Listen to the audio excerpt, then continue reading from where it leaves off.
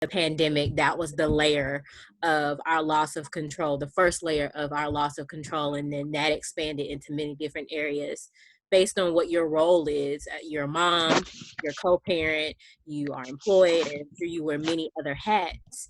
And now with the racial climate of our country, it adds a whole nother layer to all the things that we just can't control right now. And it's easy to feel lost in the midst of all of that. Yeah. I want to first say hi to everyone. Thank you so much for being here.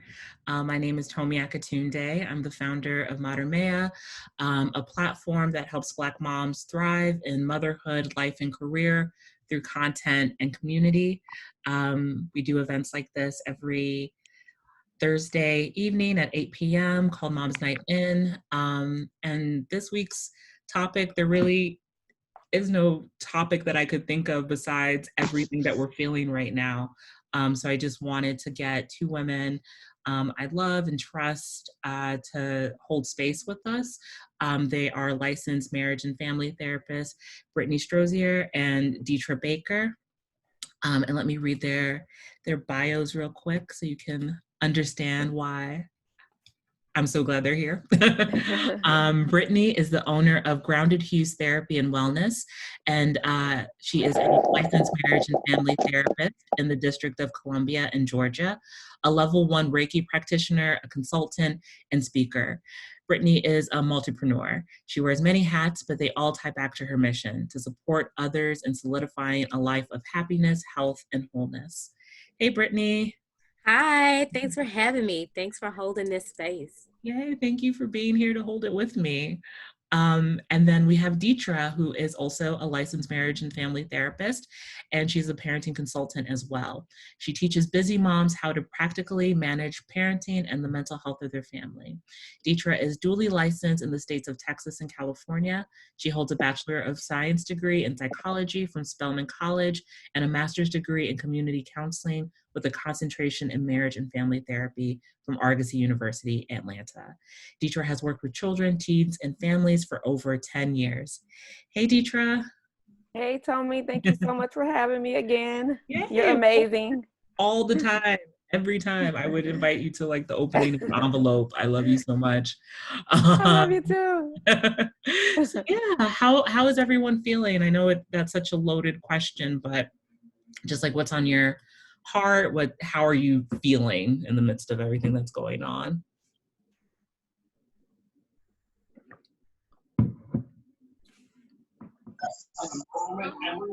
I can start. Hold on one second. I am super angry, overwhelmed. I'm having a really hard time focusing. It's been very interesting because I freelance for two like financial tech companies, and both of my bosses were like, if you need to take a day or two, I totally understand. I was like, wow, okay, I will, because I can't concentrate. I can't really see like anything beyond just how devastating this is, and like really reflecting on my life. And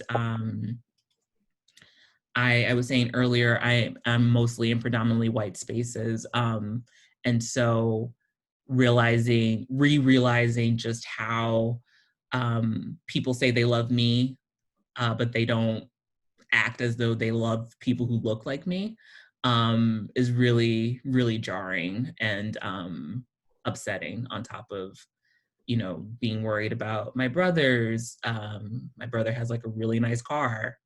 Is it too nice of a car for a Black guy? Like, is he going to get pulled over? Like, is he going to be the next guy? The fact that, my dad is, a Black, it's just all of it is occupying my thoughts all the time. And I'm still trying to find space for joy.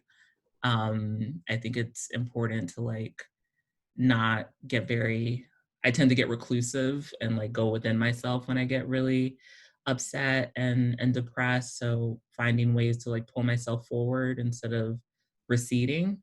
Um, so I have like a standing date with two friends to like work out on Zoom and Peloton, and just like having those points of contact with Black women this evening. Um, just finding spaces for me to like have a smile and laugh and um, feel happy also, as well as just devastated and really overwhelmed. So that's me. Tommy, I will say, I think even as a mental health professional, I think that this is new for everyone. And so I, I, I'm hearing a lot from clients, but then I'm also like, okay, feeling similar to what you're feeling, like just experiences of, you know, my people are hurting, you know, and being my husband is Black, my son, you know, we've had the conversation with him of like, you can't take your Nerf guns outside, you can't play with Nerf guns outside. We had that conversation a long time ago, but just even recently he decided to take his Nerf gun outside, and it's like, you cannot take your Nerf guns outside, but neighbors can take their Nerf guns outside, you know. So just having those conversations, I think it's good to have the conversations, but like you were saying, and I didn't get all of it because my internet was messing up, but like you were saying, like as we pour out and kind of share, we still have to be intentional about finding ways to fill us back up in positive ways, because if we're constantly like pouring out and then we're replacing it with more news and more social media and more of all these things instead of replacing it with things that fill us up in a positive way, then it only continues that cycle of like just bringing us down, you know. Yeah. Self-care is so important right now. It's like it's almost our weapon against all of it, you know. I love that phrasing of it being a weapon. Like, I hadn't thought of it that way. How do you make space for self-care, and what are some ways to self-care when the typical modes of doing it like aren't available because of the pandemic? Like, I guess when I think of self-care, my first thought is like, get your nails done, get a massage. Mm-hmm. But what are some more accessible ways of self-care right now? I think, well, Brittany, you want to go, Brittany, or you? Yeah, I would say that you have to view self-care as like a daily activity. Like you wake up, you put on your clothes, you take a shower, and there are things that you can do in your daily routine to incorporate self-care. Like a lot of your mindfulness practices you can incorporate when you take a shower. You know, you just sit and let the rain pour, I'm sorry, the water pour down on your body, and you think and you relax and you let go. Like that's a form of self-care. When you decide you want to go out for a walk today, you work to release, that's a form of self-care. When you say your prayers, that's self-care. You can do deep breathing exercises and meditation exercises before you go to bed. And so for me, it was this mindset shift that self-care doesn't have to be the more elaborate things that I was used to post-COVID, post this racial climate that we're in today, where it was getting my nails done, going out for drinks with friends, you know, where it took a lot of work and scheduling to get those things done. So I encourage everyone to find ways to make peace with just everything you do. Cooking can be self-care. You got to eat. You know, eating something good, ordering takeout, you know, today versus being in the kitchen cooking for everybody. That can be self-care. Yeah. So, you know, just work to shift your mind and know that you can incorporate this way to reset in a lot of things that you do every day. And I like what you said, Tommy. Like you said, how do you make for self-care? And it really is an idea of making it a priority and like really being intentional about it. Because if you don't make the time for it, then you won't have time for it. But it's like you have to put it on on list of priorities. It needs to be at the top, because I think many people or many I'll say people would probably like to see all of us as a Black community not taking care of ourselves and kind of not speaking out and not having the strength to do what we're doing.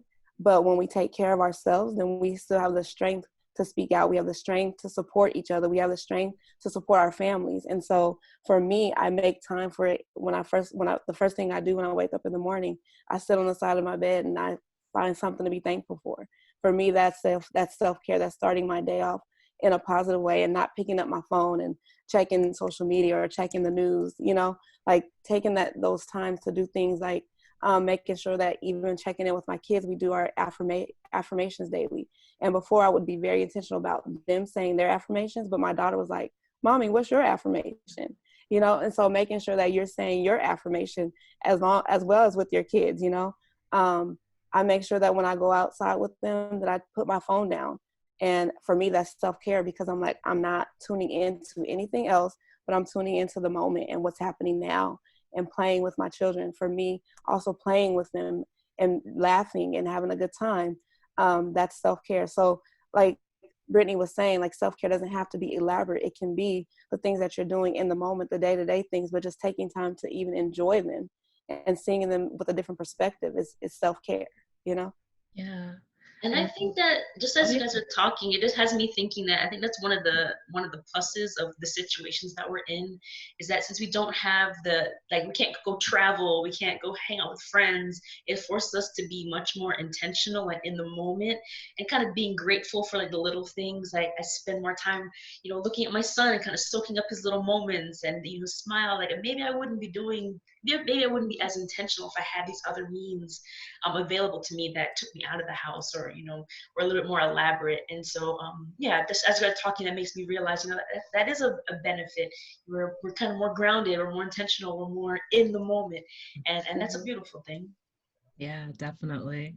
That's just what I was gonna say, like this idea of being like more present, being more mindful, practicing gratitude. I realized like when I created a gratitude practice, I like kept it up for 2 weeks and then shit hit the fan. I was like, I can't wake up and talk about what I'm grateful for. But it put me in such a good mood to like write down at least 3 things that I had gratitude for before I picked up my phone, before I saw the emails, before. So I love that. Let's see. What are some of the things that you're hearing from your clients about their concerns about holding how they're feeling and parenting at the same time? You want to start us off, Deidre? Okay. I think the majority of what I'm hearing is that parents have been sitting with it, sitting with everything that's going on, that they've kind of forgotten, not even forgotten, but they haven't taken the moment or realized that they didn't take the moment to check in with their kids because they've just been trying to figure it out themselves. Like, how am I feeling? How am I going through this? What do I need to do? Me and my spouse, me and my parents, and not saying that they're not thinking about the kids, but it's like, okay, the kids are home for the most part, depending on the age of your children, they're doing pretty well. And so I think because we've been so in tune with the media and things that are going on, that a lot of parents are that I've heard are saying like, oh, I didn't even take time to ask my kids what they thought about it. And then not even realizing that their kids were listening in and hearing about what's going on, and their kids are developing. I had one parent that said, I asked my daughter if she knew about anything that was going on. She said, yeah, a Black man was shot. And so even realizing like, okay, that's not really what happened. I need to talk to her and explain what really happened. And so I think it's just being aware that they are listening and they're developing their own story of it unless we sit down with them and help them with that narrative. Yeah. I think that has been a lot of my experience as well. Just the question of how do I talk about this with my children? And that I have been doing to help my clients process just internally what's going on with them is first through psychoeducation, helping them to understand that what you're feeling right now is a real experience, and we call it racial trauma. And it's one of those conditions that can mimic PTSD or secondary traumatic stress or even compassion fatigue. And we don't have to be directly these situations for us to experience this trauma. We can be indirectly exposed. Mm-hmm. The videos that we try to avoid, or the videos that we may have watched and are circulating constantly, news coverage and people's very obstinate opinions about what's going on, and all of the debates.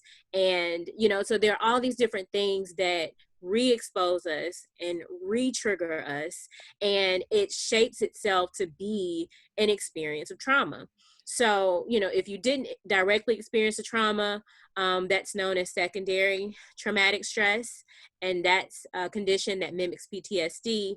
And we know that PTSD can look different person to person. One of the conditions that I think a lot of us experience more of is the compassion fatigue. And it's also known as secondary trauma. But this is more so an issue of emotional distress, where you've just been holding all of the trauma for other people. You've been emotionally holding this trauma. And so what happens is there's a decline in your mood, there's a decline in your thinking, your behavior, even physical ailments can start to occur. And what you want to do is ultimately disconnect, because you need to separate yourself from those things that traumatize you. And so that's where we find ourselves needing to put down social media, needing to take a nap. And so bringing that information to the table just helps them realize, I'm not crazy right now. Like, there is something going on. I haven't been able to explain it. But that's been a really big role in it. And for me, just letting people vent, like, there is no shape, there is no way to how this should look for all of us. It looks different for everybody. And just giving them the space to say, are you okay? And it's okay not to be okay. So if we need to sit and breathe today, or if we need to get out the feelings wheel so you can help connect to what your emotions are, you tell me what I can do to support you. And if you can't tell me, I'll help you figure it out. And Brittany, I think the normalizing it is so big, because I feel like many clients have said to me, I feel like, am I crazy that I need to talk about this, that I need someone to talk to? Like, is everyone else like handling this okay? And I'm just out here like needing help. And I'm like, no, that is the biggest lie. Like, most of the time, there's so many of us that need to talk to someone about it, but we're trying to figure out, like, is this, like, how are we feeling? What do we need to do? How should we even process this? What should we do? Should we reach out for help, or should we deal with it on our own? And then if you think about, I hate to bring it up, but you think about the church, and you're like, well, they tell me to just pray about it. And then so people are feeling all different types of way. Like, maybe I should just be praying about it. Maybe I shouldn't need to talk to someone about it, And so just normalizing the fact that we need to talk about it. Yeah. I mean, not talking about it hasn't done much for our mental health at all. Right. And to something that you were saying earlier about like people asking how to have age appropriate conversations with their kids about what's going on. I'm working on an article about it. And because I think you guys must have seen this chart that was going around, like, that was mostly directed at white parents about like, oh, your kids notice race as soon as like 6 months old or 3 months old. And at this age, they do this and they do that. And I kind of wanted to do a Black kid version of that. Like, how do we talk to our kids about this? Like, what senses are developing about their concepts of race and racism? And the mom that I spoke to, she was saying that before you can even like start having these conversations with your kid, like, you have to process the racial trauma in your life and get an understanding of what it's done to you before you can talk to your kids about it like effectively. And I thought that was really important, because I don't know about you guys, but I just was taught through respectability politics and model minority BS and just internalized racism that like, this is just what it is to be Black in America. It's like to be uncomfortable all the time. And that's not great for your mental health to just be constantly like walking on eggshells and then passing that on to your kid. So I thought it was important that we figure out how to have these conversations and process this real trauma, like even if it, to your point, secondary trauma, like it's still trauma. Mm-hmm. I just wanted to, like, in terms of guidance for talking to our kids, I would also love, and not to put this on you, like I'm still trying to figure it out for myself. My daughter is 4, so you know, we're doing the kind of introductory kind of stuff right now, but I think it's really, some certain things are really hard when they're consuming more media than they would be on an everyday basis, right? And so I feel the need to, and again, don't have control over this, but you know, I feel the need to kind of patrol her media more. As a girl, she is, you know, she's heavily in her princess phase, right? We're navigating hair conversations right now. And so the fact that we're even navigating those, to me, is a tip off that she's either consuming too much or not enough of, there's no balance, right? The material. So I think like there's an additional level of like, how do you talk to kids? And then how do you also kind of find the balance, because I mean, you know, they're on screens. They're going to be on screens, you know, for the foreseeable future. They're going to be getting more than the recommended amount, right? So, like, where do you, you know, I love the fact that like people are, you know, sending out book suggestions. Thank you very much, you know, for that. But you still, you know, you still have to order the books depending on where your state is. Your library might not be open yet. And so it's like, what can you tap and download right away? So I think that there is a need for like maybe a Black children's media list, so that within this moment, we can also make sure that whatever they're consuming in that way is affirming, you know, so. I just dropped a link in the chat of 35 Black kids TV shows that we have. So like it's across like from baby to teenagers. But to your point, like there is only so much that a book can do when like the primary source of media is really centered on Eurocentric ideas of beauty. So yeah, there definitely is a need for, you know, app suggestions. I can definitely look into that as well, because it is like unintentional, but you're just like, what do you do? and Tony, I love, like I told you before, you're like the Angie's List for Black moms, and I love it. So I just love that we could go to your website and find all of the things, like all of the things. But what I've been telling my parents too is that even in the midst of like having our kids home more frequently, I still recommend the limited media use, the limited electronic use. And I know like a lot of parents are like, that is so hard. Like, what do you mean? Even right now, my kids are on 30 minutes a day. And that is for them a lot, because they're used to just having it on the weekend. And that's a whole nother schedule. But so I am committed to helping moms figure out a schedule that includes less media use time, because I feel like, yes, there are things that they can learn from using electronics and getting into the media, but that, like at 4, I mean, to Disney princesses and all that. I have a 6-year-old daughter. Son actually told her that it would be prettier to have her hair down and straightened. So she came to me and she's like, I want to have my my hair down and straightened. And I'm like, why? What? And she's like, because Jaden, that's my son, Jaden told me that it's prettier. And I'm like, so I had my son like, where did you get this from? Well, he watched Spider-Man, which includes Miles Morales, who is diverse.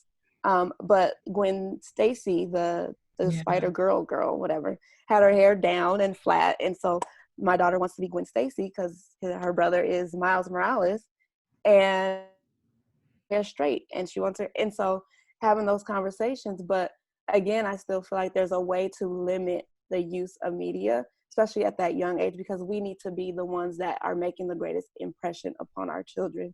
Because the shows, like you said, I mean, there tell me you have a wonderful shows. Parents, we have to pour into them a lot more. And my biggest thing right now also is helping parents prepare their children for going back to school, because that's a lot of, we don't know what we don't know. So our kids are at home with us right now. Many of them are feeling like pretty safe and protected in our care, and everything's kind of at bay. But when they go back to school and you have to deal with that teacher or those students, the other students, that's when the PTSD for our kids comes up. You know, that's when that secondary trauma comes up for our children. And so for me, I'm like, now about how do we prepare our kids for going back to school, you know? Yeah. And that's what I think is going to be very important for us as parents. Well, that is another Zoom call. Yeah. That feels like a lot. But to your point about like limiting screen time, like, can you talk more about the how of that and what that looks like in practice? Because like, y'all know I don't have kids yet, but like that sounds like real hard to avoid. And I need help. I'm a therapist, and I need help with. Listen, I'm gonna send you my schedules, okay? Because I'm trying to figure out how to share it here. If I could share it, I would share it. I set up their schedules. We set up their schedules. We asked them like what kind of things are they interested in. What they're interested in is always included into our schedule. So if they're interested, my daughter's interested in art. My son is interested. He loves Legos, building, all kind of that stuff.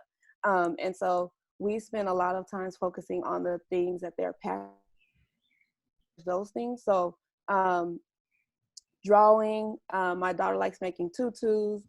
My daughter likes to do painting.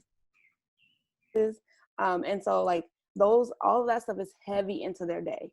So they're constantly doing things that they're passionate about. And so it's taking them time to do it because they really want to do it. We have them trying new things as well. So my son likes to build, but also getting him different things to build with.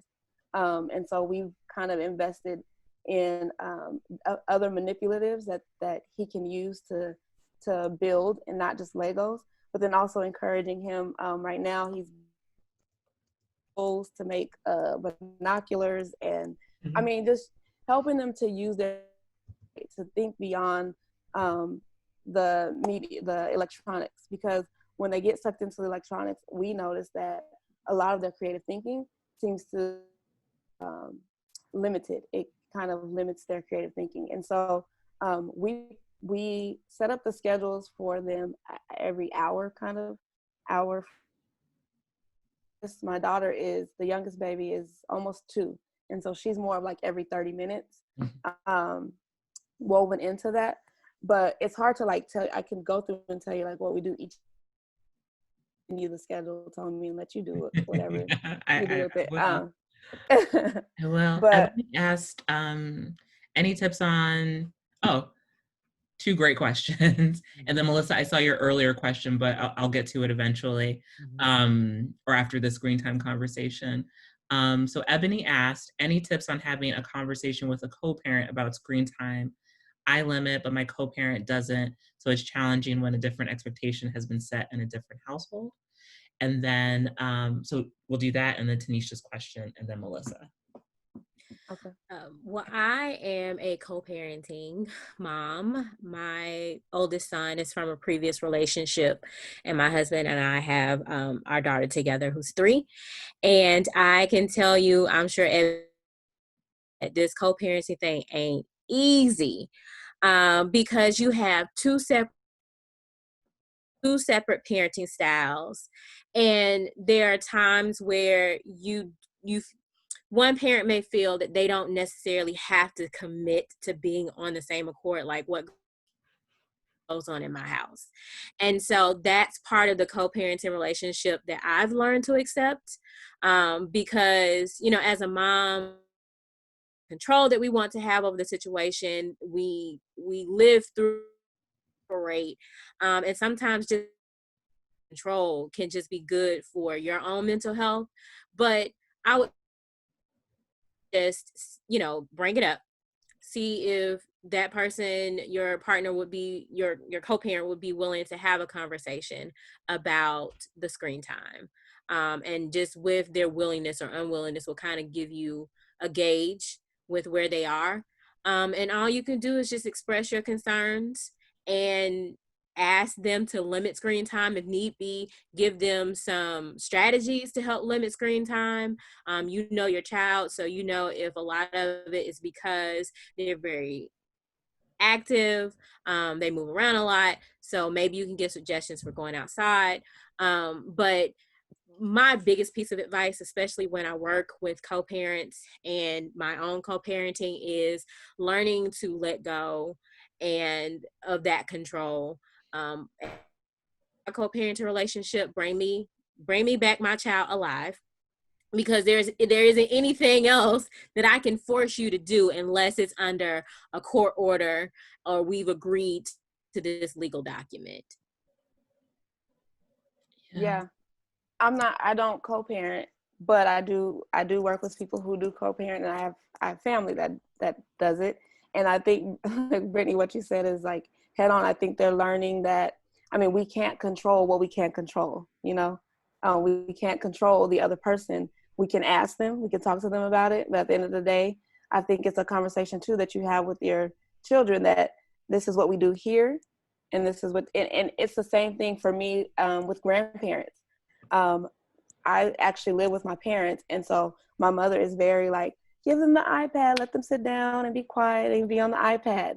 And I'm very like, no, they don't need iPad, But at the same time, like if me and my husband are going on a walk and they stay with grandma, then I got to be okay with that's the way that grandma watches them, you know. And so talking to them about when you're with grandma, that's something that you do, but for us, and this is for our family, for our rules, we don't do that. That conversation with our children too, of making sure that they understand, and it's hard, it's a transition, of course. And you think about it, when you're co-parenting, it's like, okay, every time they come back and forth, it's a different, it's retransitioning, right? But after time, I think they get used to it. Kids are very resilient, and so they start to understand, like, I can do this here and I can't do this there, and understanding those boundaries. Yeah. And then Tanisha had a great question along those lines of, how does that work for a single parent? There's no we for me, and I have to work. My son is 4, so doing things require it being together. I will start the conversation on this one, because I want to speak up for not necessarily the lazy moms, but I am not good with a schedule. I have just accepted that about myself, and my kids have accepted that about myself. So, I tried the schedule thing, and the schedule thing tried me. And so from now on, we're just kind of like, we have an idea of what we want to do with our day, but we don't necessarily have it all planned out. And that works for me now, because I was stressed trying to follow this schedule.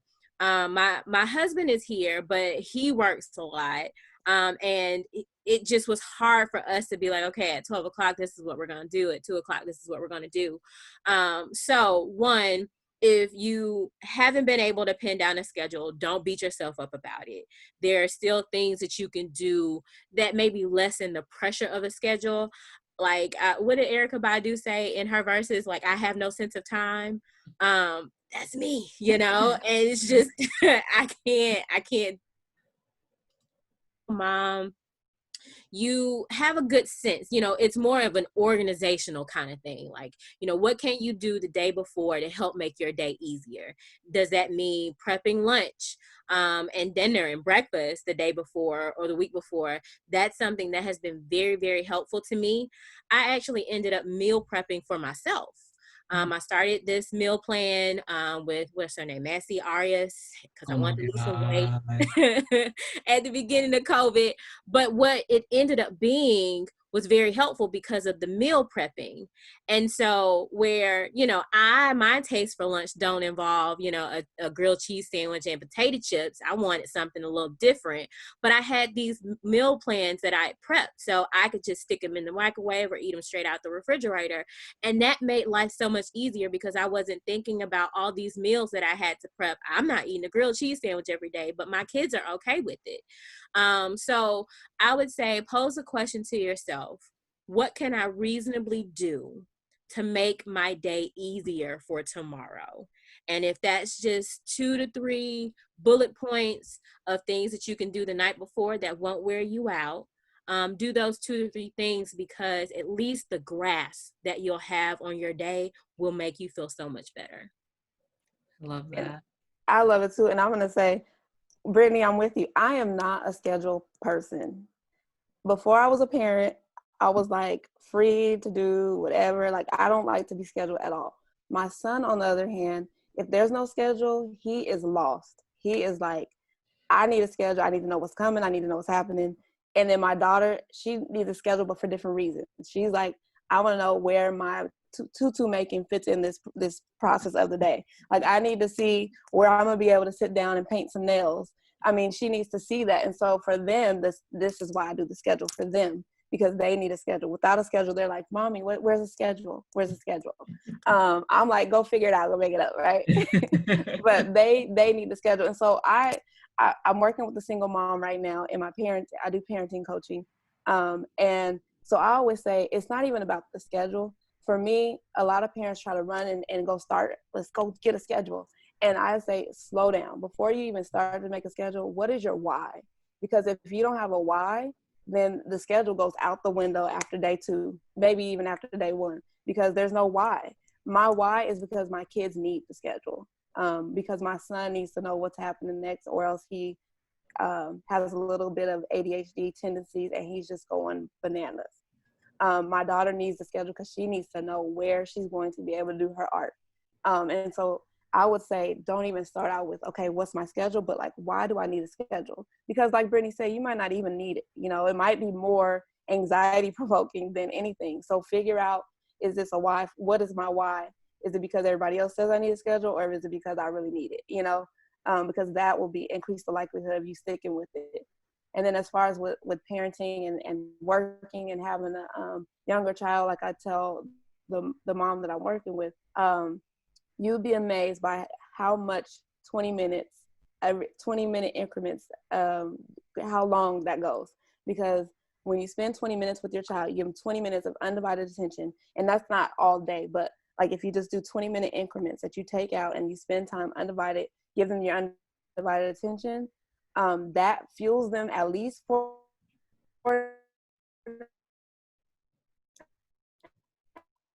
hour. You might even get an hour and a half, where you can say, and then you go back and okay, now you sit next to me, and while I'm on my computer, you're on your tablet or you're on your whatever. And then you go back, you know, and so it's hard work. It is very hard work to be a single parent, and I don't downplay that at all. It's hard work. It's hard not being able to tap out. It's hard having to be the only one to give the attention, especially when our children are young, 4-year-old. They want your attention all the time. I mean, my daughter comes and she'll sit. I'm at the computer and she'll sit right in front of the computer, like, hey, you know, and I have to give her that 20 minutes, you know. And so, and I've also learned, like, going out in the front yard, putting that lawn chair in the front yard and let them play. To be like, okay, I got to work at a desk, whatever. I set a TV tray outside. I sit my lawn chair in the yard and I type, and they are just playing, you know. And so even my baby, she's almost 2. And so of course it takes some time of teaching her, like, you can't go out in the street, you can't go, training and teaching that. But now we're at a point where, like, I can really sit outside and I'll play with them for like about 20 minutes, and then I can sit back down and I can get some work done. And so I just say there's power in like 20 minutes of undivided attention for your child. Yeah, and Tanisha, hats off to you, because being a single parent is hard in general, not even to speak of like doing this during a pandemic where like it's not like you have someone who can tag in, or like a daycare or any of that. So like, long distance hug, like shout out to you. Like, thank you. Yeah. I'm figuring it out. Yeah, you're doing it. He makes it a little bit easier because he's funny. My kid is hilarious. He has a lot of personality. So that gets me through the day. We just did the Wipe It Down challenge today. He made me do it. He's like, I want to do it. I said, okay, let's figure it out. He sleep now. Bedtime, I don't play with bedtime. That is, if anybody would get the bedtime, you down by 8, no later than 9, because I need me and my wine or margarita or whatever I need, sweet potato pie, whatever I want, without him digging his little grubby hands in it. But I'm managing. It's just the screen time. But he's been good at managing himself with putting it down and going to find something else to do. So I'm proud of him. And with his independence a little bit. So when he does want mommy, I tend to kind of stop, and I do give him mommy. So yeah, we try. That's good. That's great. Anybody want a toddler? I'll pay child support. I mean, if you're in New York, I'll take him. If you're in Texas, I'll take him. He's and I'm in New York. Remember, okay. So it's a Auntie lot. Tommy loves the kids. It's a lot going on here. Yeah. Personally, to be honest, my family's taken a couple of hits during this pandemic. I lost my grandmother, my aunt the other day. I'm sorry. It's just a lot. So sometimes I'll be looking at my kid like, I don't want to talk to you right now. Yeah. Please get out of my face. But then I'm like, oh, that's not nice. And whole time he'd be like, you're not nice. I'm your baby. You got a point. So he checks me. I don't know if anybody got a kid that checks them on their behavior. I have that kid. So good. All of us. Okay. So, but thank you guys. I, appreciate that. I don't feel. I'm getting calmer. Yeah. I want to check in with Melissa because I wanted to address her question. 39 weeks. Yes. 39 weeks. I want to read it for the people who are gonna see it on the replay. So sorry. Okay. Hold on one second. I'm missing the chat. I gotta log into the chat. Yeah, I lost it when I. Yeah.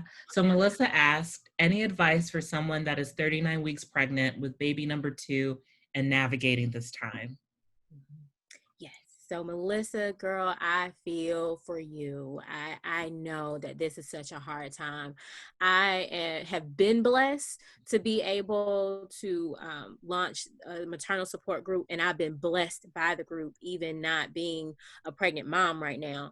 One of the special things that has come out of our conversations is just acknowledging that COVID, and now, all the things that are in the news, the racial tensions, the racial injustice has robbed you of this experience of pregnancy.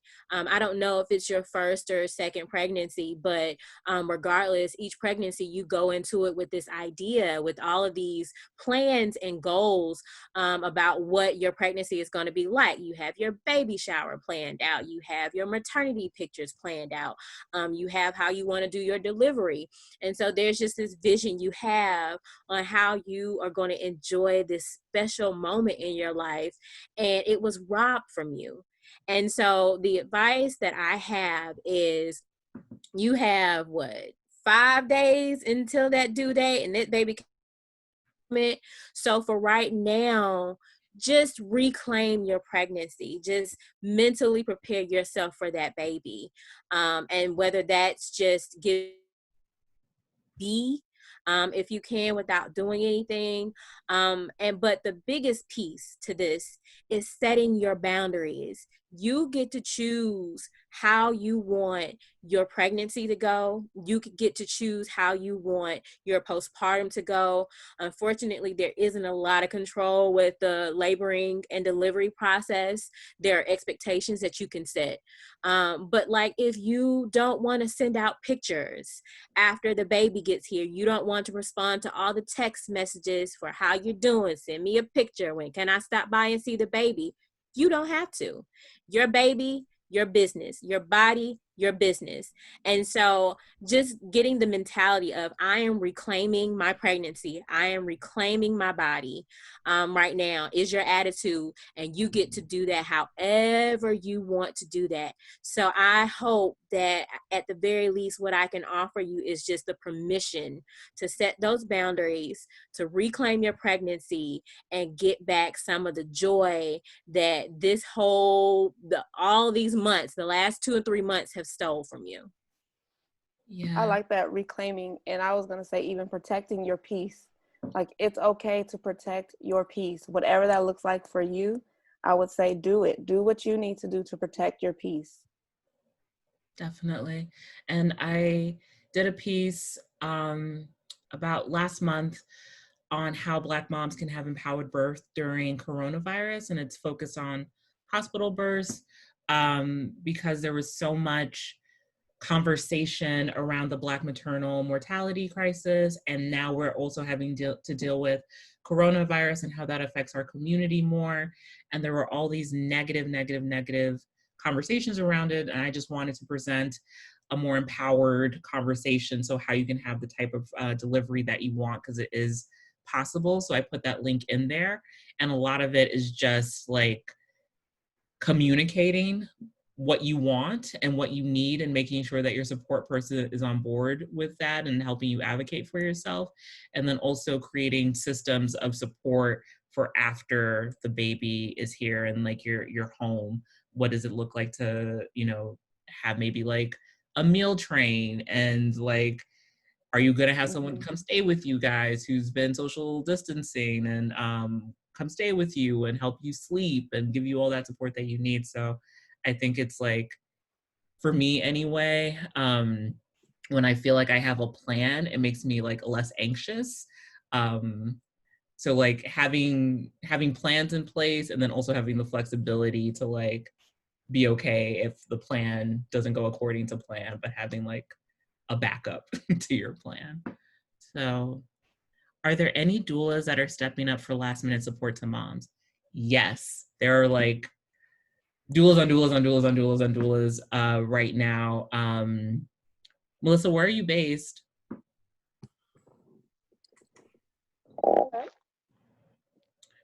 Where are you based?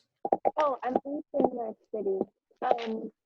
Oh, you're in New York City? Sorry, I'm having a hard time hearing you. Oh, yeah. New York City. Okay.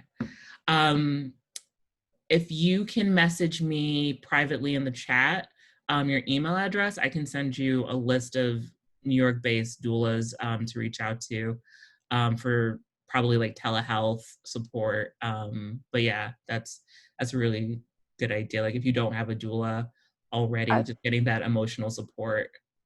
I think that the midwives are doing the same as well as the doulas. I mean, I birthed at home my last daughter, and I know my midwives are really big on taking in and working with people who are having to change their birthing plans, and just helping to educate women on the whole birthing process, and just they're really good at just educating moms on what they should expect or what they can look for, how they can get the support that they need. And so I think midwives are doing the same thing. I'm not sure of any in New York, but yeah, I got someone else said I was the plug. I got the plug for the midwives and the doulas in New York. So Angie, Tanisha, thank you so much for dropping that. Yeah. link. I'm not familiar with them, but I always love. Oh, you just moved to a birthing center in New Jersey. Okay. So what are you? Do you have like a specific like something that's coming up for you as you're approaching your due date? Like, what's on your mind right now?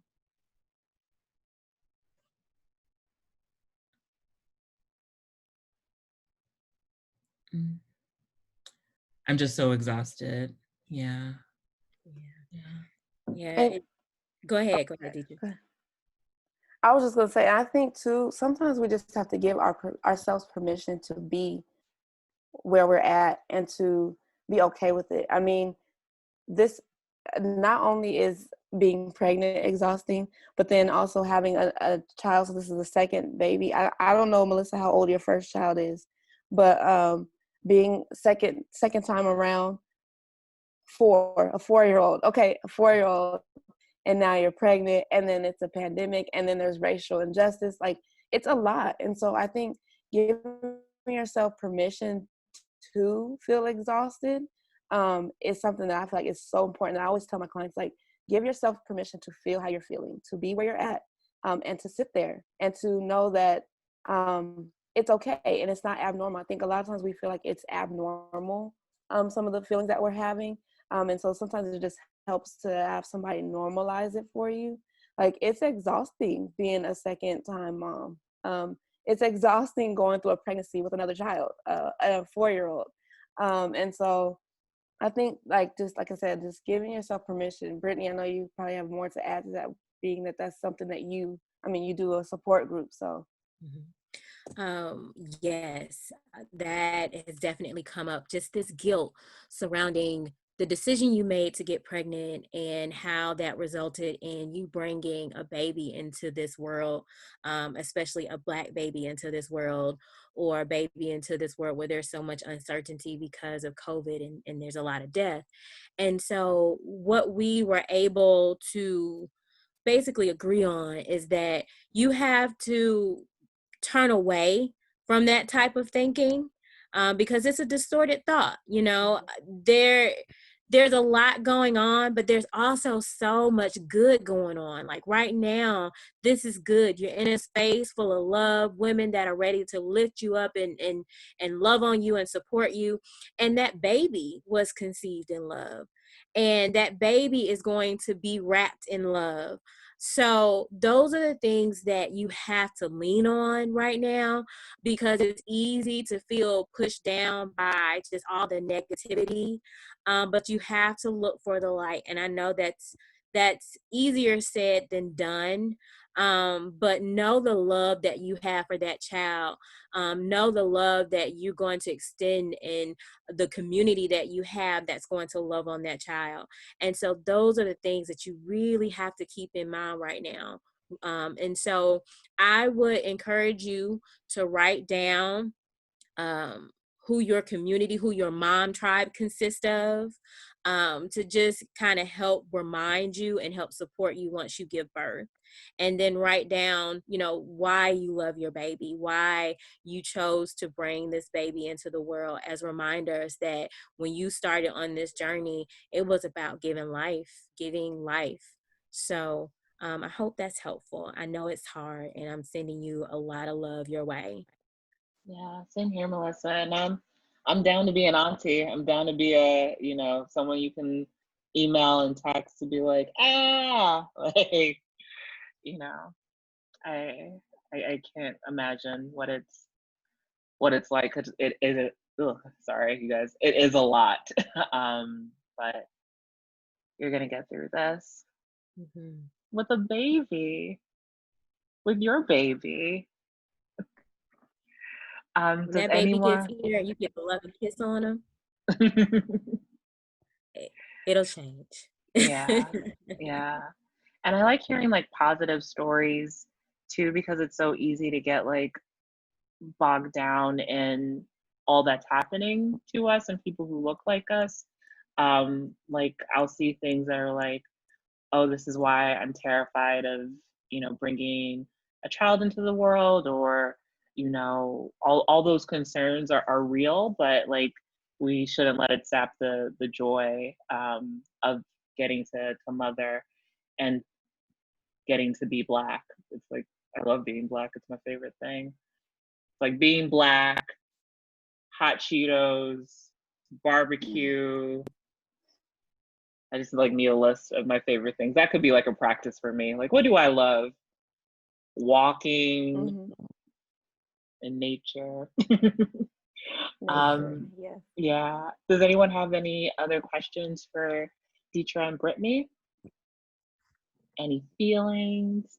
Tell me. Question. Oh, Well, Yeah. Well, I guess it's not a question, maybe advice.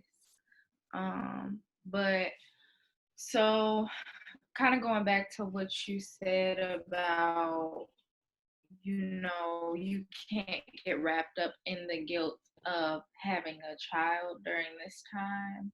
And I think that's what I'm experiencing right now. Like sometimes my baby is 4 months old, and sometimes I feel a lot of regret, not because I had him, but because I had him now. And it's not like I knew what was gonna happen or anything, but a lot of my friends, actually all of my friends, none of them have children. So I'll see them post stuff like, not to brag, but I'm glad I don't have kids right now, or like stuff like that, or I'm glad that I'm free to do whatever I want, and like it just really gets to me. And I'm trying to learn how to like navigate around that. I've distanced myself from them, obviously physically, but like just in general. But now I find myself like lonely because I don't talk to them, or I don't really talk to anybody. And it's just a lot. Thank you for sharing, Deetra and Brittany. Yes. I think we were having a little bit of breakup there. it is breaking up. Melissa, I want to encourage you to expand your mom tribe. Like, you need women who are mothers that understand.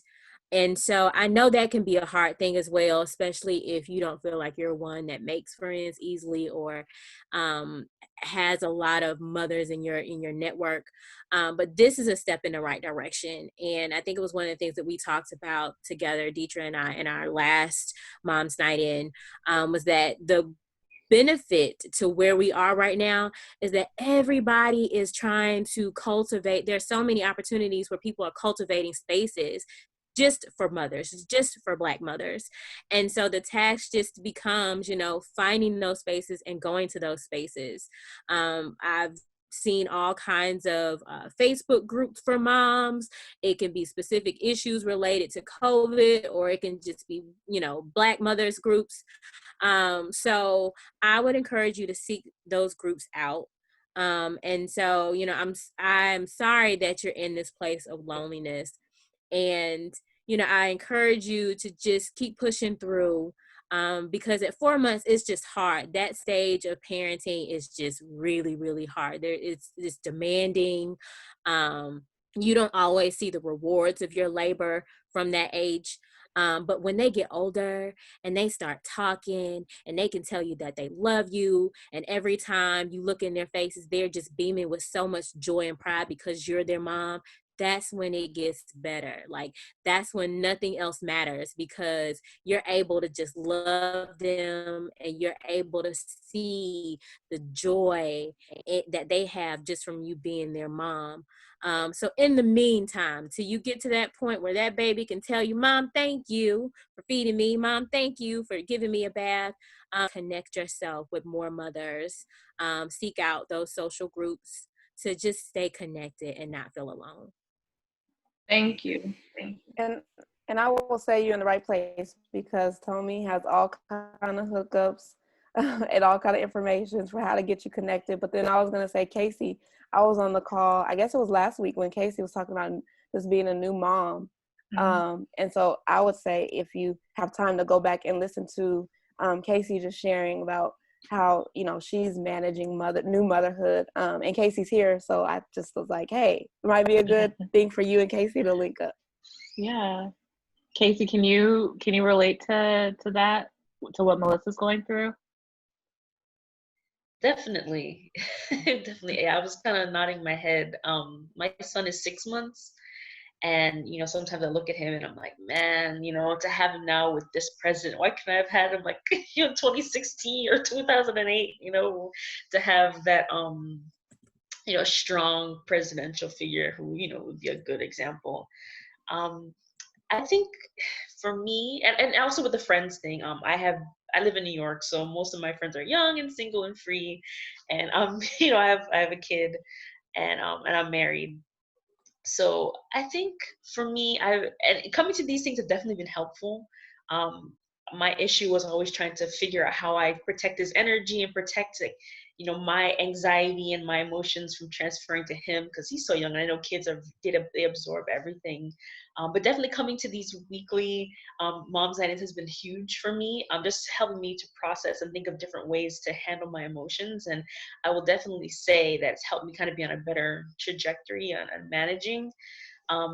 But every day I look at him, I'm like, he's my little blessing. Maybe he's there for me at the moment, because if I didn't have him, I lost my job when early in COVID. So I could be in a very deep, dark place thinking about that, but I have him to focus on, and he's a joy.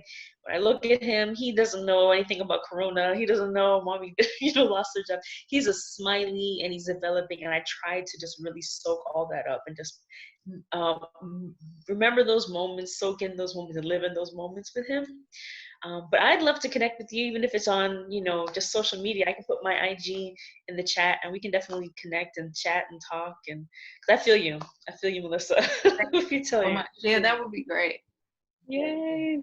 I put a Facebook group that I'm in called, well, it has a very, very long title. And I thought it was like just for infertility and trying to conceive, but it is a Black mother Facebook group, and the ladies are like super supportive and give great advice and are super thoughtful. And then a link from brownmamas.com of support groups for Black moms.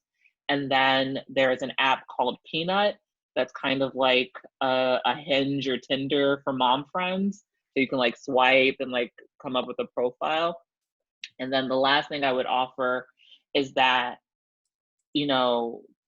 something that I'm realizing as I'm like figuring out how to call people forward into how to be better friends for me, is that like sometimes people don't realize that they're hurting you. Like I know those memes upset me because I want to be a mom and I don't have kids yet.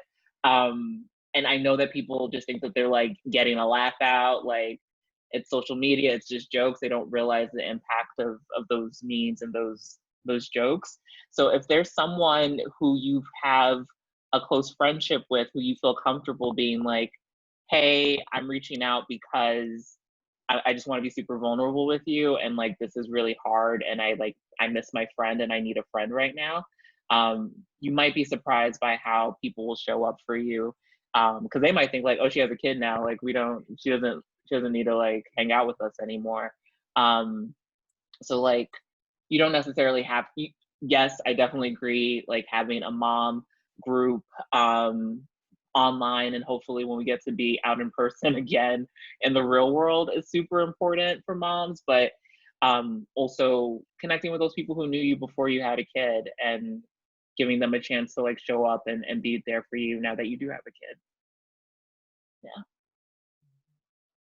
Oh, Casey dropped her IG in the chat, Melissa. So yeah, thank you for asking, and I appreciate your vulnerability. Tommy, yeah. Before I don't know if you had something else, but I think, is it Aisha? Aisha, is it Aisha?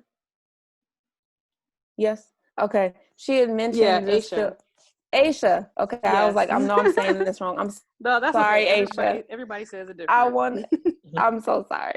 I wanted to check in with you because I saw in the chat that you were mentioning that that you might be experiencing some of the racial trauma. And so I just wanted to check in with you. I want to check in with you before we get off. I didn't feel comfortable getting off without checking. Oh no, No, that's thank you okay. for calling it out because I missed it. I appreciate that you put that into words, you know, and I appreciate that you even brought that up because I absolutely 100% am experiencing it.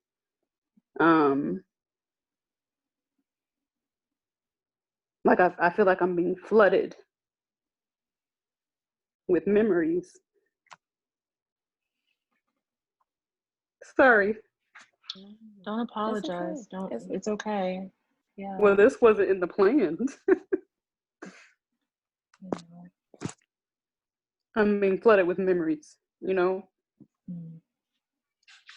of things that have happened that we all continue to push down and ignore and just accept that it's our experience. And I think the analogy that I gave to a friend of mine earlier today was like, you know,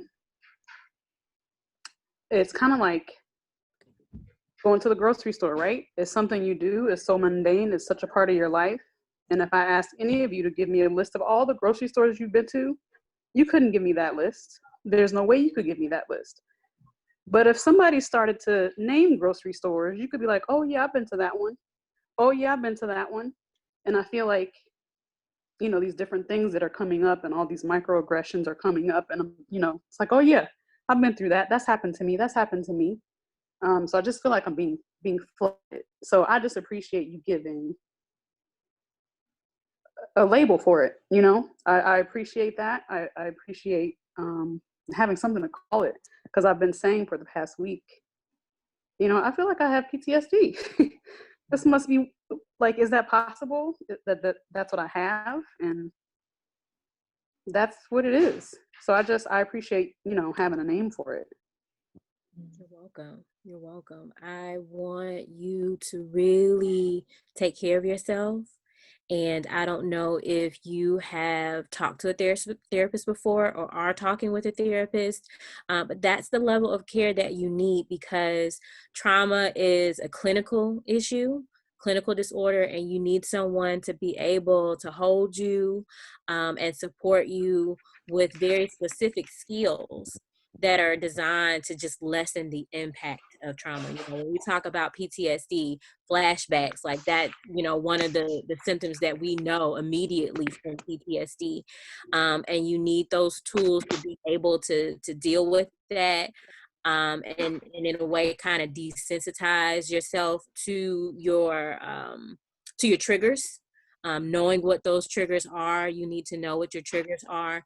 And so I encourage you to really pursue therapy, find a therapist, find someone who you can just sit down with and they can dedicate that time to just really helping you out. So I love you. Thank you for your transparency. Thank you. I'm really happy that helped. I'm seeing now the need for giving things a name, giving our experience, Oh, absolutely. Black people, a name. And so take care of yourself, really take care of yourself. You know, breathe for all the people who can't breathe for all the people who are no longer breathing. You just breathe. You take those breaths, as many as you need. And Aisha, I was going to say too, there's the Boris Lawrence Henson Foundation that they are still offering 5 sessions with a therapist at no cost to you.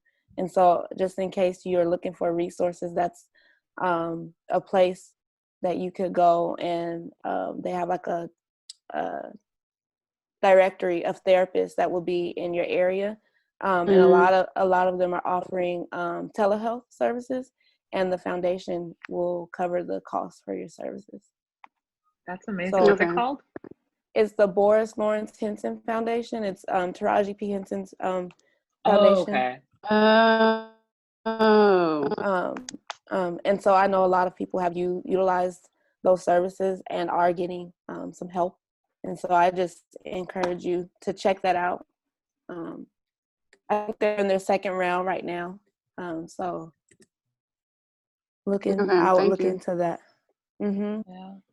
And I think it was Tommy, I think you said this about like a lot of moms don't know how to talk to their kids about it because they're still trying to figure it out for themselves. And so Aisha, I know like with you, you talking to someone about it will help you to be in that space where you can talk to your kids about it too. So Yeah. we are here for you. Yeah, definitely. And I would imagine having to talk to your kids about it is bringing up like the flashbacks and the trauma of it as well. So it's just a double, triple whammy. And that's amazing that they're doing that. I added therapy for Black girls. I know that they Yeah, I was have just like the taking pictures of directory. everything. Yeah. And then I have a link to that article we did about self-care and why it's so important. And like, it's hard for me because social media is so addictive, and like the infinity scroll, like it's just designed to keep us trapped in there. But like, you got to sign off too sometimes, because it's so draining. And I saw a study that said that Black teenagers are exposed to, on average, 5 instances of racism a day. And a lot of it is coming from online and, Instagram and TikTok and all these spaces. And I was like, that's horrible. But also us as adults are experiencing that too, like seeing these, all lives matter and all this like back and forth about our humanity and who we are is not good for our spirit. So got to check off of social media and just like be in spaces like this and in community with friends and family, because we're all we got, really. But thank you so much for your vulnerability and sharing with us. I know that's not easy. Yeah, thank you, Aisha. Does anyone have any other questions or thoughts? Tommy, I again appreciate you. Don't embarrass me in front of all these people. I'm not trying to embarrass you, but listen, I wish that the word would get out and that more and more people would tune in, because I feel like this is a great space for, many of us don't seek out therapy and don't even know where to begin with that. And so even the fact that you're holding this and you're saying like, here's for therapy for Black girls, here's these resources, here's this, I feel like more people need to hear it. And so I just appreciate you for having this. And I really wish more people would come and see and experience just the support and the love from, I just feel I enjoy the connections that we make on these calls. And so I appreciate you. Yes. Thank you, Deidre. I have to ditto. It's so impressive because we need resources. Like, we need directories. We need centralized locations for all the different facets of being Black mothers, being queer mothers, for all those different identities that we have in our community.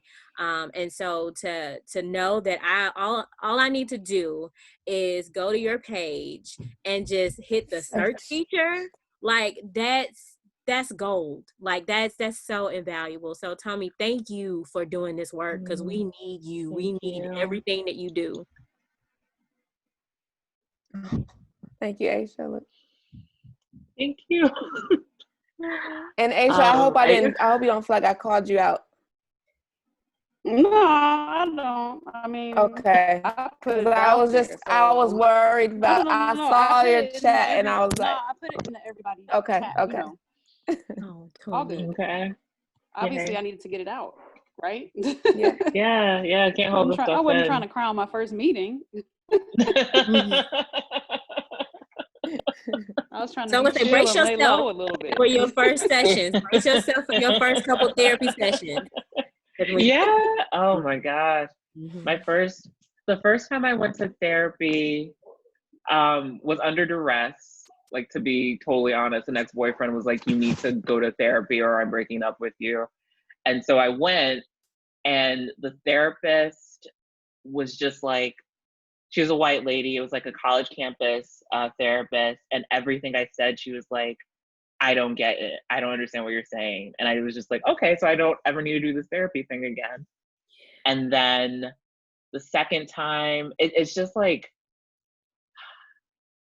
you get to a certain point in your like journey with therapy where you're actually like being the therapist, and your therapist just gets to watch you like, look at you coach yourself Yes. out of that like Yeah. pattern that you do all the time. Yes.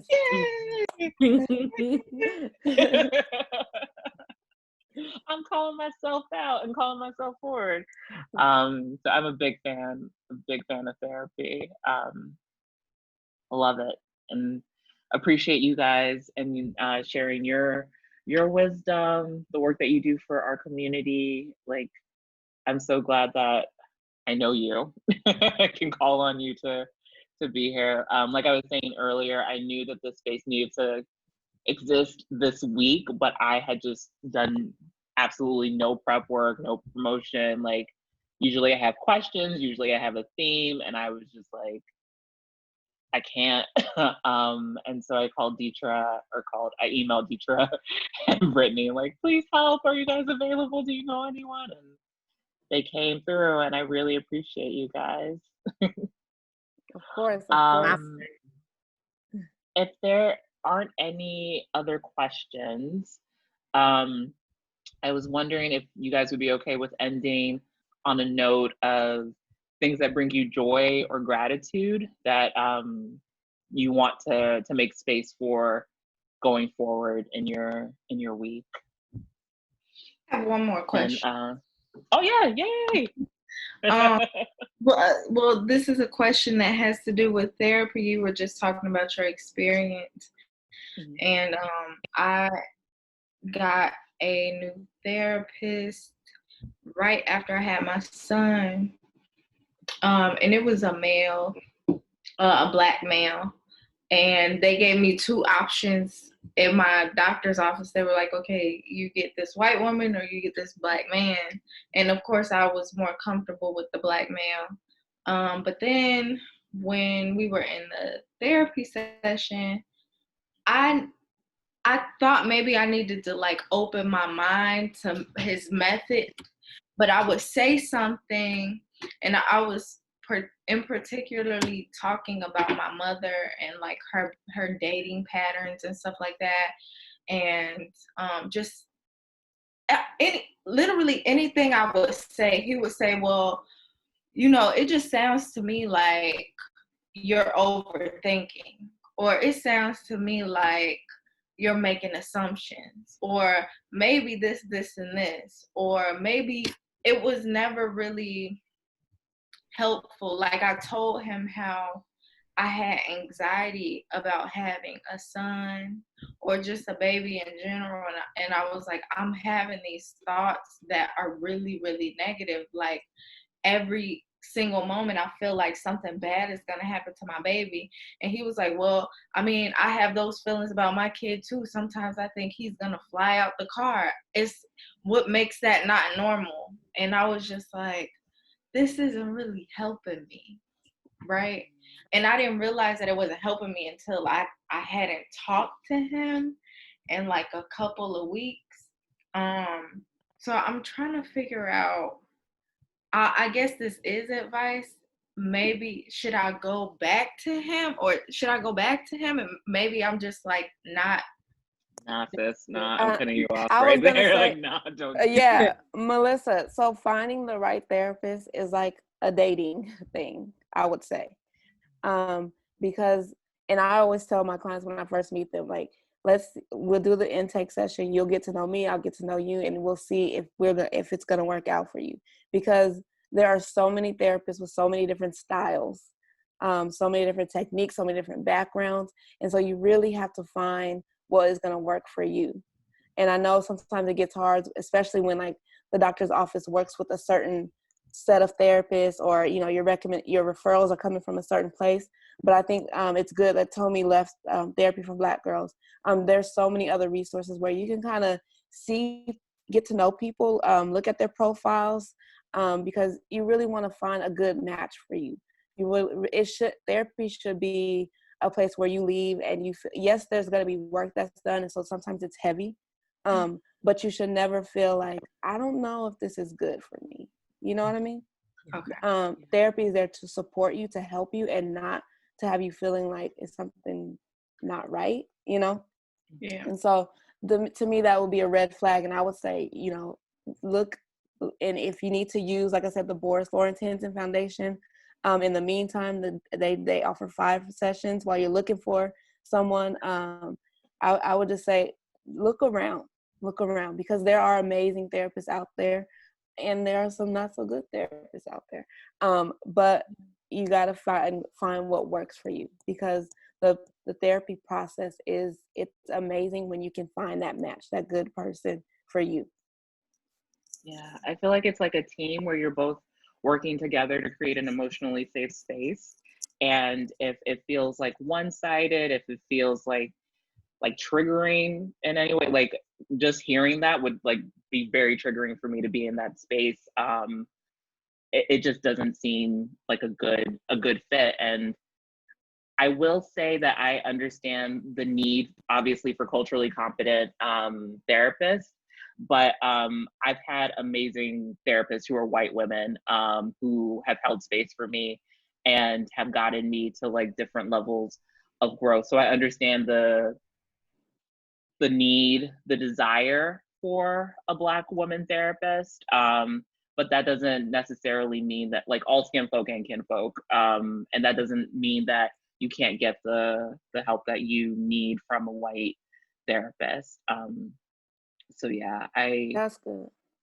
yeah. I also have found like I was seeing a Black woman therapist who I really like. I reached a level of understanding about myself that like it would pop in and out of my head sometimes, but like no one had ever called it out before, where she was just like, you have a lot of anger, you have a lot of rage. And that is not something that like people in my day-to-day life would pick up on, but I was very impressed that she could see that like in the story that I was sharing. And the anxiety was rooted in like this anger that I had about just different things in my life. But there was an instance where we had a misunderstanding and I did not like the way she was communicating with me.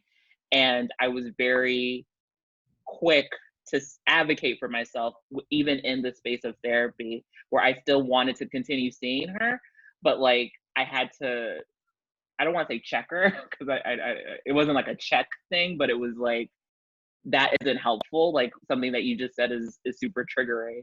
And this is why, and this is what I need you to know to better support me. And we were able to have a conversation about what I needed from her to better support me. So you are the consumer, like it is you don't have to keep seeing someone just because you're paying them. Like you get to have the experience that you want in your therapy session. So yeah. And I will say too, when I lived in California, I had a white male therapist, and he was legit. I mean, he was good and he was helpful, and I enjoyed it. So I like what you said, Tommy. Like, you just got to find what works for you. You really do. Yeah, definitely. And so I added a link to Psychology Today. They have a Find a Therapist feature. And then goodtherapy.com. I'm going to look that up now. Haven't heard of it. What is goodtherapy.com? It's like Psychology Today. It's a directory. Therapy directory. Awesome. Therapist. I'm always looking for therapists to talk to and work with on Modern Mia. So yeah, thank you for asking. That was a great. There's one more. Great question. Great advice. Yeah. There's another one. I think it's melanin and mental health. Mm-hmm. Melanin and mental health. That's another one that's nice. Melanin and mental health. I love the rally that we're doing for each other, like all these directories that are coming up. There's one called Health in Her Hue. That's like a healthcare provider service, where it's an app that'll eventually have all these different Black women, like, gynecologists, like I'm blanking on different types of doctors right now. All in one space. Yeah. And then there's That's Mommy. cool. Yeah. What is it called, That's Tommy? Health in Her Hue is one, and then the other one is Mommy.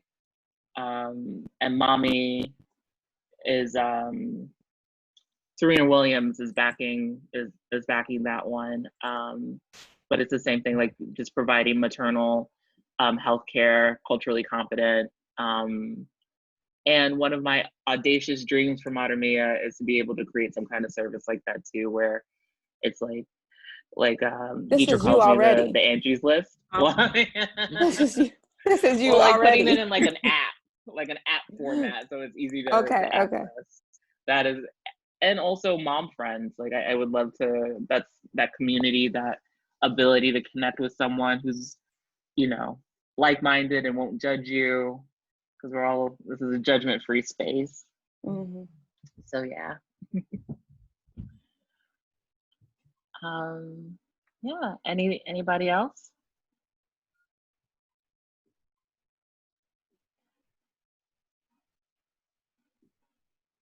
All right.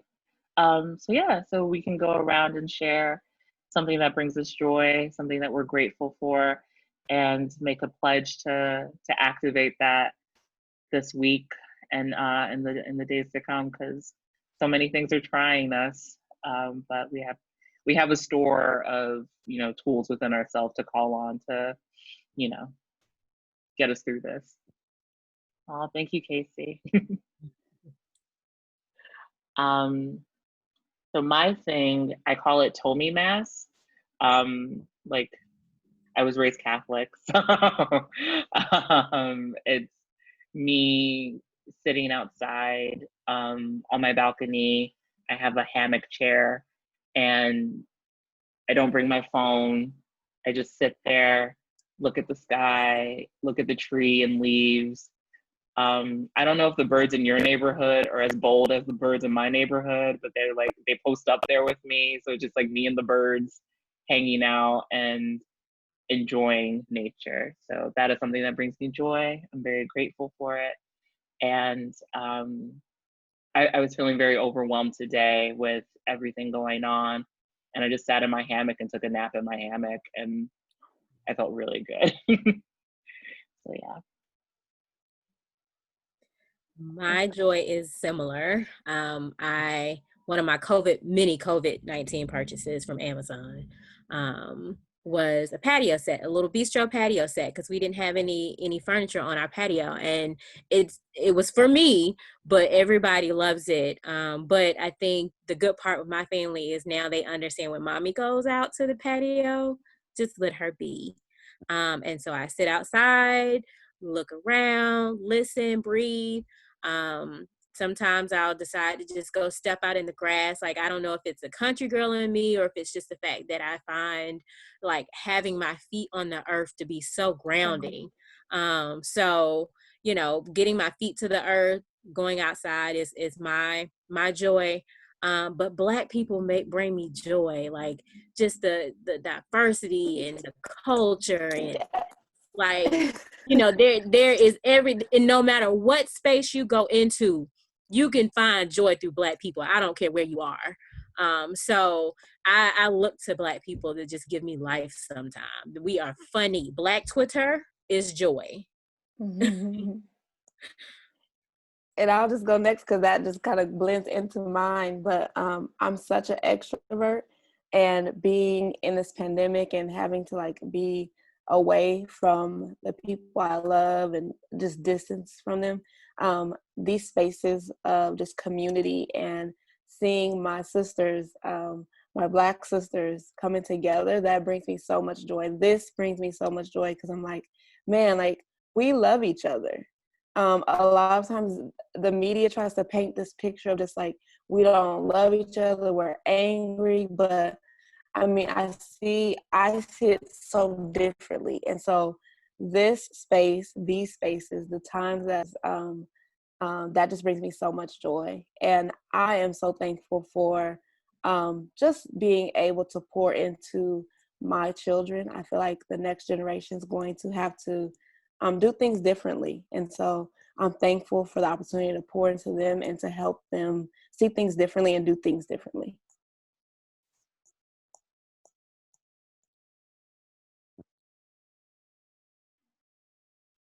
Yeah, what brings me joy? A lot of little things. So definitely, like Deidre said, like these night ins are wonderful. I just love seeing your beautiful brown faces and just like nodding my head and just learning from you guys. It really, really, really helps me just to manage life better, and I feel good after these. So I love you guys for that, and thank you, Tomi, again for just having this space. It's so essential and it's wonderful. And my family, I always bring up my son. He is a joy. He is a joy.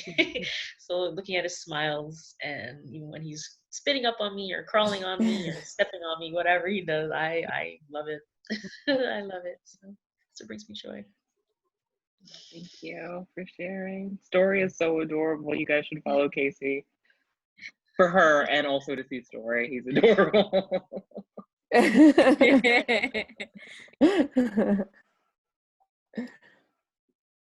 I'll go next.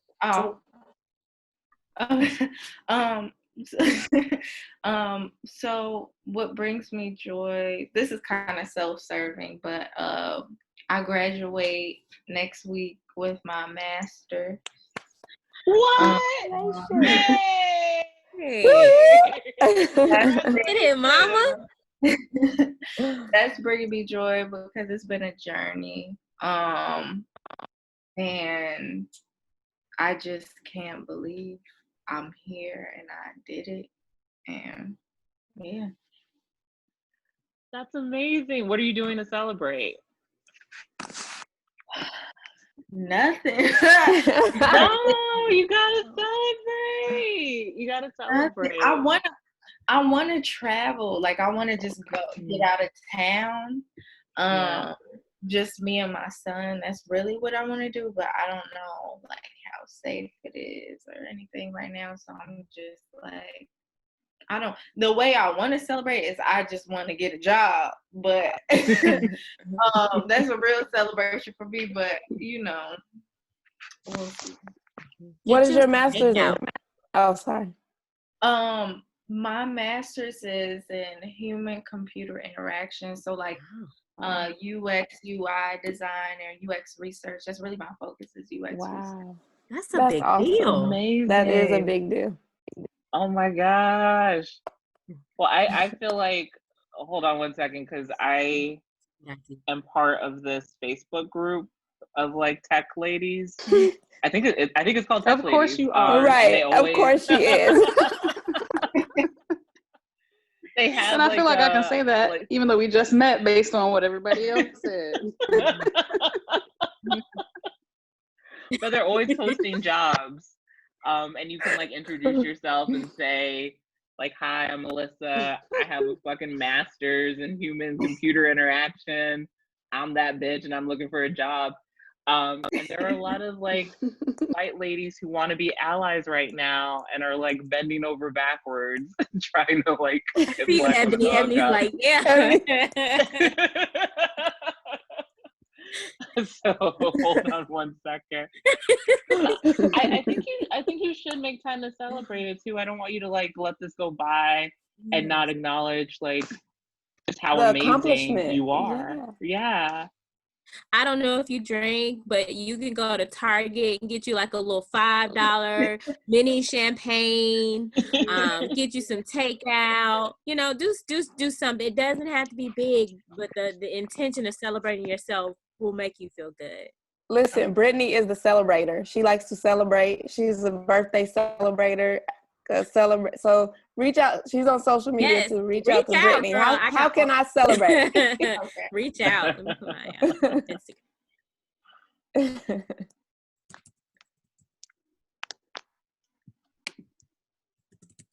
Okay, yeah, those are the two things. Tech ladies and higher tech ladies. That's so exciting.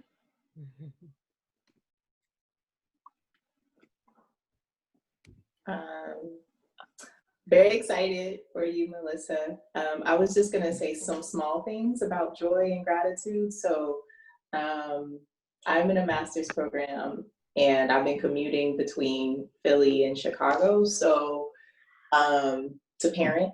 So I try, even though I don't live in Chicago, my apartment's in Philly. I'm thankful that I don't have to get on a plane to see my daughter right now, you know, and having being supported by the university and through my fellowship to be able to shelter in place and focus and just spend quality time with her on a consistent basis has been, you know, I give thanks for that every day. But then the other small thing is that I happen to be in a neighborhood that I've never lived in Chicago, but it's very cute. And what I like to do is what they call, or a friend of mine called kleptoflora. So I just gather flowers from people's like front yards, or like there was like these beautiful fragrant mums that were just like at the street corner. Like this is one of those neighborhoods where like everybody keeps up the flower, you know. So I just go around and I take one from there and like one from there, and like, you know, then pretty soon I've got a dozen. You know, nobody's missing it, you know. And so that's my thing right now. There's a lot of stuff in bloom that is just there, you know. So I think this week I'm going to continue to fill my house with flowers. And it also helps me to just sometimes in terms of my outdoor time, I have I focus that on like when my daughter is with me, as opposed to just doing it for myself. So that also kind of helps motivate me, like getting out the house, taking a walk. So. I love that. Kleptoflora. Kleptoflora. Yeah, I have never heard of that, and I love it. What school do you go to? I'm at UPenn right now. Okay. And my master's in urban planning. So. Very cool. Very cool. And what neighborhood do you live in Chicago? I am sheltering in place in Pullman. So if people are familiar, like Black History, the Pullman Porters, there's a lot of like historic. So this is like this little section, like our 3-block radius, there's a lot of like historic homes that people have kept up. A few weeks back, there was like a police cruiser that kind of like stopped, and I realized that he stopped so that he could wave hi to my daughter. It's just like, when you think like 3 weeks ago, we were in a very different time. Like this is definitely like this radius, this neighborhood is. And he literally was like, she was on her scooter, you know, I'm biased, but she's very cute, you know, like, and he was just like, hey, and I was just, you know, so when I think about like then and now, I'm just like, this is, you know, not to go back to that place, but it's a cute neighborhood. It feels, and you know, I'm thankful to have been able to find a place to shelter in place as long as I kind of need to, because who knows what UPenn will be doing in the fall. I don't know. That's real. That's real. Yeah. That's another advantage of just having graduated, Melissa. I know you need to find a job, but you know, Toby will hook you up. But you know, you're like, you had to go back to school right now. That's true.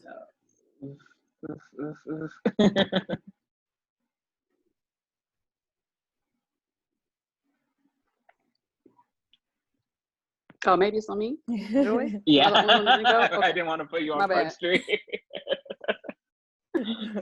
Okay.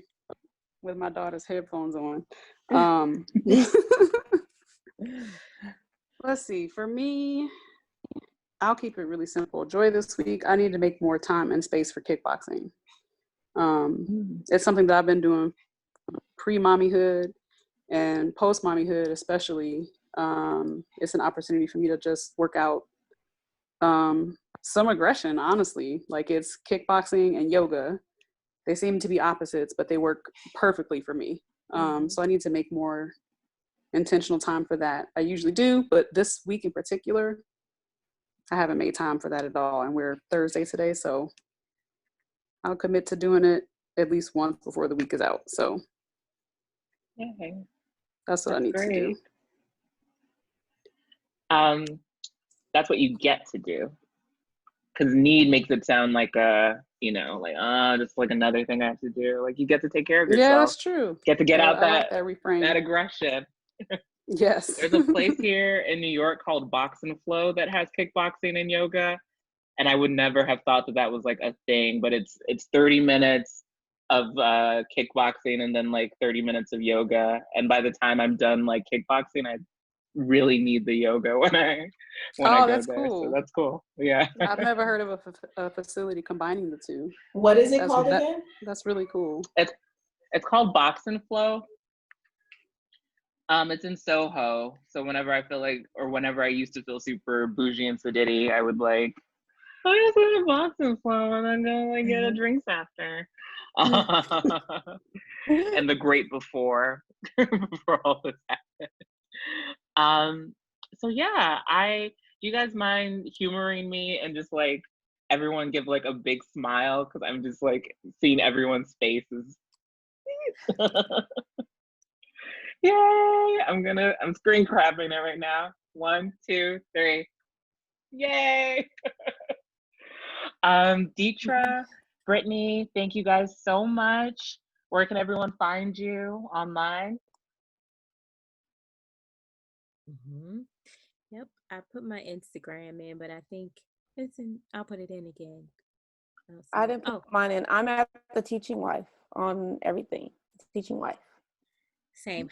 Grounded Hughes. Grounded Hughes and at the Teaching Wife.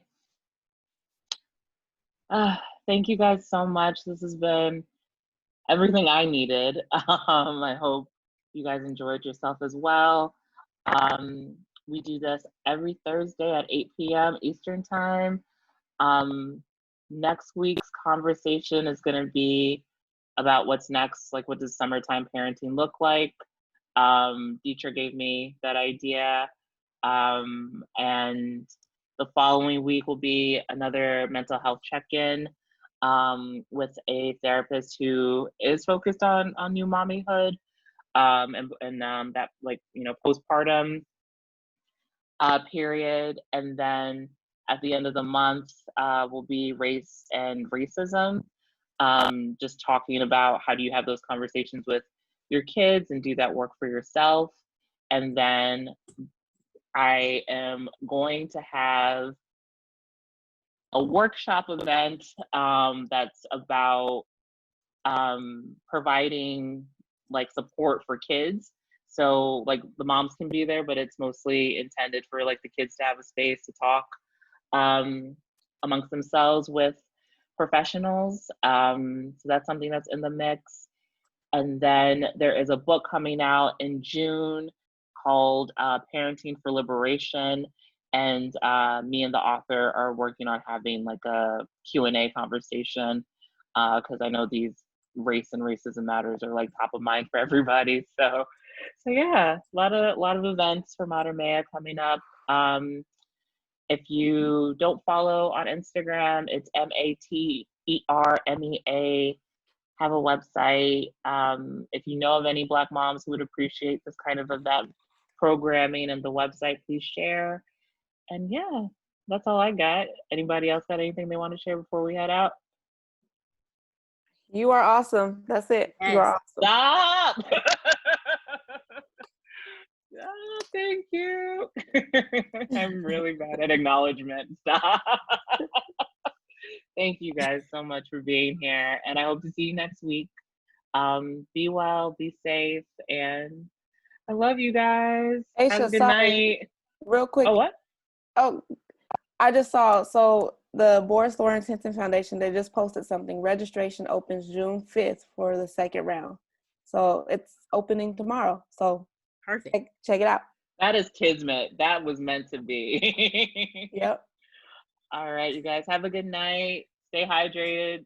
Good night. Night. Bye.